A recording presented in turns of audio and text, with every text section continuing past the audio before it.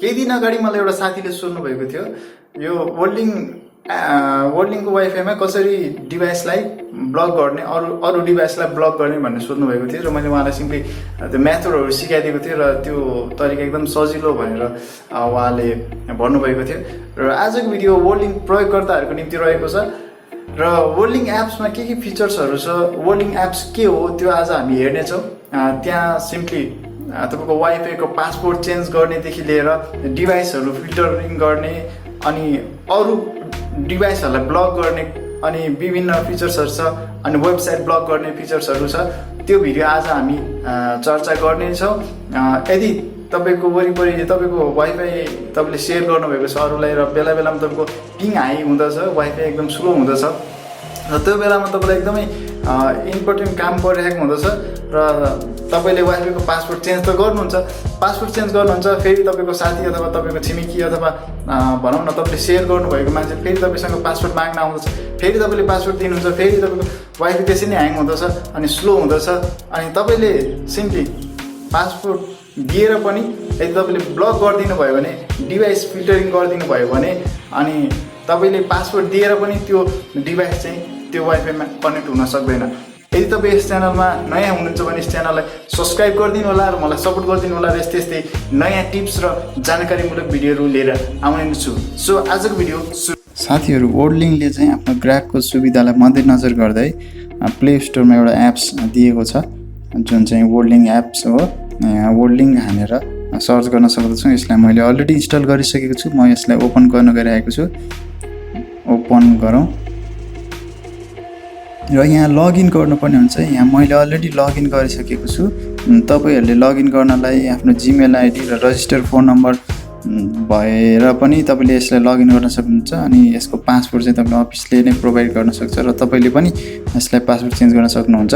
र होम स्क्रिनमा चाहिँ मैले यिन कुराहरू राखेको छु, यिनीहरू कुराहरू हामी पाउन सक्दछौँ। यसलाई चाहिँ एडिट पनि गर्न सक्दछौँ। यहाँबाट एडिट होम पेज यहाँ के छ भन्दाखेरि मैले रिमेनिङ डेज अनि त्यसपछि राउटर को वाइफाई पासवर्ड चेन्ज गर्ने कुराहरूदेखि लिएर अनि यिनीहरू कुराहरू राखेको छु। यी कुराहरू आजको भिडियोमा हामी हेर्नेछौँ। स्पिड टेस्ट पनि यहाँको गर्न सक्दछौँ। यी कुराहरू यी यावत थोकहरूदेखि लिएर र अन्य फिचर्सहरू हामीले सबै फिचर्सहरू पाउने भनेको मोरमा हो। हामी यहाँ मोरमा गएर होम नेटवर्कमा गएर यसरी यहाँबाट नै पासवर्ड चेन्ज गर्न सक्दछौँ र त्यसै गरी हामी यहाँ वाइफाईलाई हाइड गर्न पनि सक्दछौँ। यो हाइड गऱ्यो भने तपाईँको वाइफाईको के हुन्छ भन्दाखेरि वाइफाईको एसएसआइडी हाइड हुँदछ, एसएसआइडी देखिँदैन र अर्कै तरिकाले कनेक्ट गर्नुपर्छ। यो युजर नेम हानेर कनेक्ट गर्नुपर्ने हुन्छ। त्यसै गरी कनेक्टेड डिभाइस पनि हामी यहाँबाट हेर्न सक्छौँ कुन डिभाइस कनेक्ट छ। यदि तपाईँलाई लाग्छ कि तपाईँको वाइफाई ह्याक भएको छ अथवा कसैले तपाईँको वाइफाई चाहिने भन्दा धेरै मान्छेले चलाउँदछ भने तपाईँले यहाँबाट कुन डिभाइस कनेक्ट भएको छ त यसरी हेर्न सक्नुहुन्छ। यहाँ अहिले मेरोमा चाहिँ 3टा डिभाइस कनेक्ट भएको छ र यदि तपाईँलाई शङ्का लाग्छ तपाईँले चाहिने भन्दा बढी मान्छेले तपाईँको वाइफाई अथवा तपाईँको वाइफाई ह्याक गरेर कनेक्ट छन् भने तपाईँले यहाँबाट हेर्न सक्नुहुन्छ र यहाँ डिभाइस फिल्टरिङ पनि गर्न सक्नुहुन्छ। यहाँ डिभाइस फिल्टरिङको अप्सन छ। डिभाइस फिल्टरिङ कसरी गर्ने भन्दाखेरि जस्तै मानौँ अब मैले यो रेडमी 6 प्रोलाई चाहिँ मैले अब ब्लक गर्न गइरहेको छु अथवा यो मोबाइललाई चाहिँ मैले अब यसमा ब्लक गर्न गइरहेको छु भने यहाँ गएर यसलाई कपी म्याक एड्रेस गर्नुपर्ने हुन्छ। त्यसै गरी डिभाइस फिल्टरिङमा गएर यसलाई इनेबल गर्ने, त्यसै गरी यसलाई ब्लक गर्नलाई चाहिँ ब्ल्याक लिस्टमा राख्नुपर्ने हुन्छ र यहाँ प्लसमा गएर अब यो यहाँ नेम जे राखिदिनु भयो, नेम अब जस्तै एबिसी राखिदिउँ, अब जे राखिदिनु भयो तर म्याक एड्रेस चाहिँ अघिको कपी गरेको म्याक एड्रेसलाई चाहिँ पेस्ट गर्नुपर्ने हुन्छ र यति गरेर हामीले एड गऱ्यो भने यो डिभाइस चाहिँ अटोमेटिकली डिस्कनेक्ट हुन्छ यो वाइफाईबाट र यसरी हामीले चाहिँ डिभाइसलाई ब्लक गर्न सक्दछौँ। यदि तपाईँको छिमेकीले अथवा अन्य मान्छेहरूले तपाईँको वाइफाईको पासवर्ड ह्याक गरेको छ अथवा वाइफाईको पासवर्ड लिक भएको छ भने तपाईँले यसरी ब्लक गर्न सक्नुहुन्छ अन्य मान्छेहरूलाई होइन अथवा अन्य डिभाइसहरूलाई। र यहाँबाट नि छ नि प्यारेन्टल कन्ट्रोल छ। यहाँ चाहिँ अब जस्तै कुनै पनि डिभाइसलाई यति बजीदेखि यति बजीसम्म नचल्ने बनाउने र एउटा लिमिटेड टाइममा चल्ने बनाउनको निम्ति प्यारेन्टल कन्ट्रोल छ। यसमा चाहिँ युजर्स लाई चाहिँ तपाईँले राख्न सक्नुहुन्छ। युजर्स चाहिँ अहिलेकै जस्तै हो यो नाम राखेर अहिलेको म्याक अथवा त्यहाँ कपी गरेको डिभाइसमा गएर म्याक एड्रेस कपी गरेर म्याक एड्रेसलाई यहाँ पेस्ट गर्ने हो र त्यसमा यहाँ एड गर्ने र यहाँ चाहिँ टाइम सेट गर्न सक्नुहुन्छ। जस्तै बिहानको 4 बजेदेखि 6 बजेसम्म अब बन्द गर्नुपर्ने छ भने तपाईँले यहाँ राख्न सक्नुहुन्छ। यहाँ एड गर्न सक्नुहुन्छ। एड गर्नलाई चाहिँ यहाँ युजर्स त्यही नै हो, युजर्स राख्ने र यहाँ चाहिँ टाइम सेट गर्ने कुरा हो। यो चाहिँ प्यारेन्टल कन्ट्रोलमा पर्छ। आफ्नो बालबालिकाहरूलाई पनि तपाईँले यसरी कन्ट्रोल गर्न सक्नुहुन्छ। यदि उनीहरूले चाहिने भन्दा बढी इन्टरनेट युज गर्न थाले अनि भनेको टेरेनन् भने त्यसरी पनि हामीले गर्न सक्दछौँ। अनि त्यसै गरी यहाँ इन्टरनेट युजेसहरू हामी हेर्न सक्दछौँ। यो चाहिँ इन्फर्मेसनको लागि नेटवर्क युटिलिटिजमा हामी चाहिँ स्पिड टेस्ट गर्न सक्दछौँ। यो भनौँ यो वाइफाईमा चाहिँ यसको स्पिड कति छ भन्ने हामी यहाँबाट टेस्ट गर्न सक्दछौँ गोमा गएर।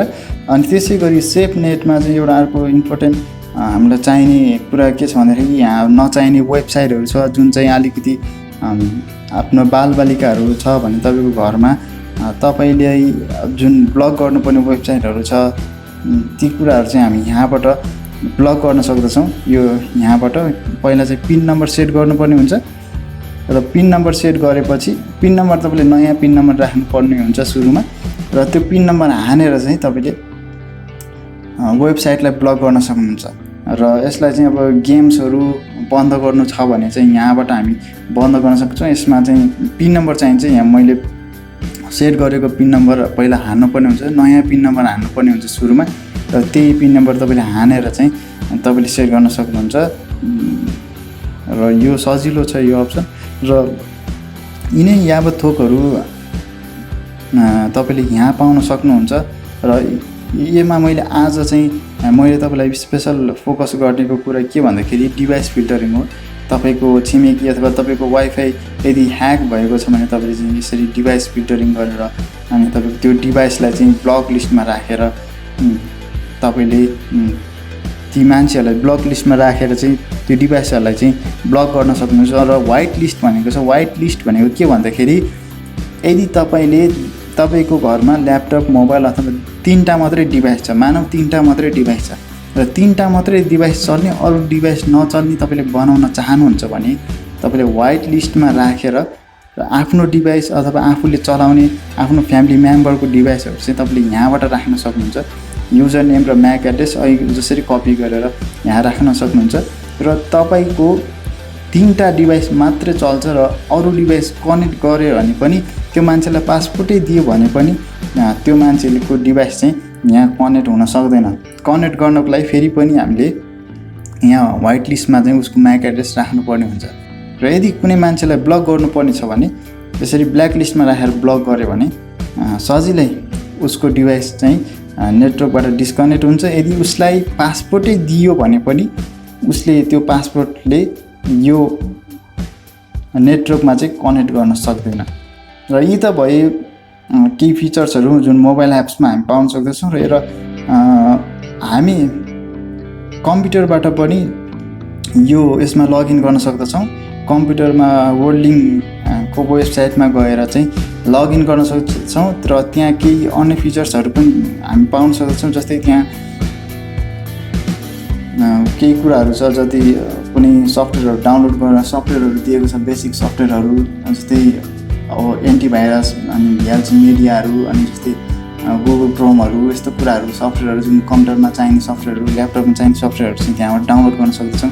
ती फिचर्सहरू चाहिँ हामी ल्यापटपबाट कनेक्ट गरेर वेबसाइटबाट पनि जान सक्दछौँ। र मोबाइलमा सजिलो हुने भएको हुनाले मैले यो मोबाइलबाट स्क्रिन रेकर्ड गरेर भिडियो बनाएको छु। आशा गर्दछु तपाईँलाई यो भिडियो मन पर्यो होला। यदि मन परेमा यस भिडियोलाई लाइक सेयर र सब्सक्राइब गरिदिनु होला र मलाई सपोर्ट गरिदिनु होला। र मैले आउने दिनहरूमा नयाँ भिडियो लिएर आउनेछु। धन्यवाद।